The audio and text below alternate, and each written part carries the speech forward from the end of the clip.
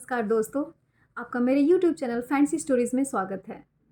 और मैं इस चैनल पर बच्चों की कहानियाँ सुनाती हूँ। तो मैं लाली और चलिए शुरू करते हैं आज की कहानी। आज की कहानी के शीर्षक है बुद्धिमान मेमना और इस कहानी के लेखक हैं राजेश्वरी प्रसाद चंदोला। तो दोस्तों, लेखक द्वारा रचित बुद्धिमान मेमना में आज हम जानेंगे कि कैसे बुद्धिमान मेमना अपनी बुद्धिमानी से अपनी जान बचा पाता है। एक घने जंगल की गुफा में एक नन्हा मेमना अपने माँ बाप के साथ रहता था। बकरी परिवार के खाने के लिए जंगल में बहुत कुछ था, झाड़ियाँ, पत्तियाँ आदि। तीनों का जीवन आराम से कट जाता था, बस शिकारी जानवरों का डर भय ना होता तो। पूरा जंगल बड़े बड़े बाघों और चालाक निर्दयी गीदड़ों से भरा हुआ था। बकरी और मेढ़ा दोनों ही अपने मेमने को इन भयंकर जानवरों से बचाने की फिक्र में रहते। हर सुबह अपने बेटे को गुफा में छोड़कर दोनों भोजन की तलाश में निकल जाते। उन्होंने मेमने से कह रखा था कि वह गुफा से बाहर कभी कदम ना रखे और ना ही उसके वहाँ होने का किसी को पता चले। मेमना बड़ा हो रहा था और चाहता था कि दुनिया देखे, इसलिए एक भरी दोपहरी में वह गुफा से बाहर आया और चलते चलते बहुत दूर निकल गया। विशाल वट वृक्षों और झरझर करते झरनों को पार करता हुआ वह चला जा रहा था। जब मेमने ने देखा कि रात हो रही है तो उसने घर लौटने का निश्चय किया। बेचारा मेमना, वह तो रास्ता ही भूल गया था, फिर भी रात को कहीं काटनी ही थी। चलते चलते मेमना किसी गीदड़ की गुफा तक जा पहुंचा। गीदड़ कहीं बाहर गया हुआ था। वह उस गुफा में घुस गया और उसने निश्चय किया कि जब तक उसके माता पिता नहीं आ जाते वह वहीं छिपा रहेगा। अगली सुबह गीदड़ वापस आया, लेकिन गुफा के बाहर ही रुक गया। उसे लगा कोई अनजान जानवर उसकी गुफा में घुसा बैठा है। गीदड़ तेज आवाज में बाहर से ही चिल्लाया, मेरे घर में कौन बैठा है? गीदड़ की तेज आवाज में बहुत ही गुस्सा था। मेमने ने सुन लिया और मेमना समझदार था। उसने भी एक खूंखार जानवर की आवाज में जवाब दिया, मैं शेर का मामा हूँ और मेरी दाढ़ी बहुत घनी, लंबी और मजबूत है। मैं अपने भोजन में 50 बाघों को एक साथ खाता हूँ। जा भाग, मेरे लिए भोजन का प्रबंध कर। गीदड़ की तो सिट्टी पिट्टी गुम हो गई भाई।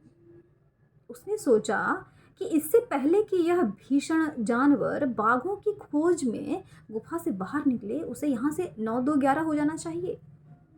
और पलक झपकते ही गीदड़ जंगल के दूसरे छोर पर था।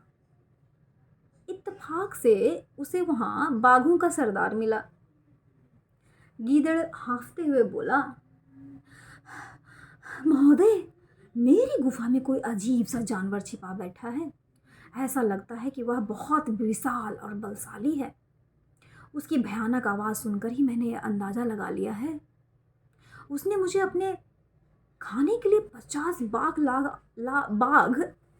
लाने का आदेश भी दिया है। बाघ बोला, कौन सा जानवर है जो एक साथ 50 बाघ खा सके? मेरे साथ चलो, उसे मैं ऐसा मजा चखाऊंगा कि वो यहाँ से भाग खड़ा होगा। इसी बीच बकरी और मेढ़ा अपने बेटे मेमने को ढूंढ रहे थे। उसके नन्हे खुरों के निशानों पर चलते चलते दोनों उसी गुफा तक जा पहुंचे और उसे पुकारने लगे। मेमने ने गुफा से बाहर निकलकर गीदड़ वाला किस्सा सुनाया। तभी उन्होंने दूर से ही गीदड़ और बाघ को अपनी ओर आते हुए देखा। मेमने का पिता बोला, अब हम भटक तो गए ही हैं, फिर भी कोई तिकड़म लगाते हैं। तीनों ने मिलकर एक योजना बनाई और फिर गुफा में जाकर बैठ गए। जब बाघ गुफा के पास पहुंचा तो बकरी ने मेमने के कान को जोर से उमेठा। मेमना ऊंची आवाज में मिमियाने लगा। तो पिता चिल्लाता है, हाय, मेरा बच्चा क्यों रो रहा है? तो बकरी बोली, अजय सुनते हो, वह खाने में बाघ मांग रहा है।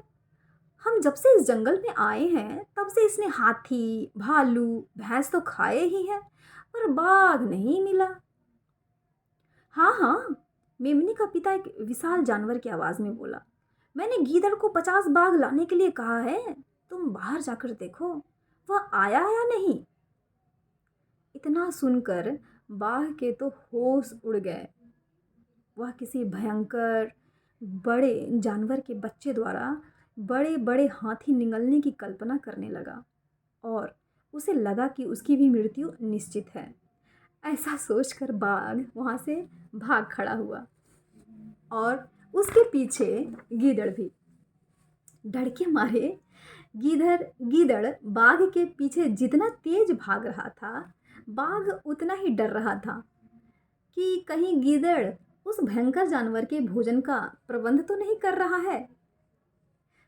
जब दूसरे बाघों को इस घटना का पता चला तो सब उस जंगल से भाग खड़े हुए।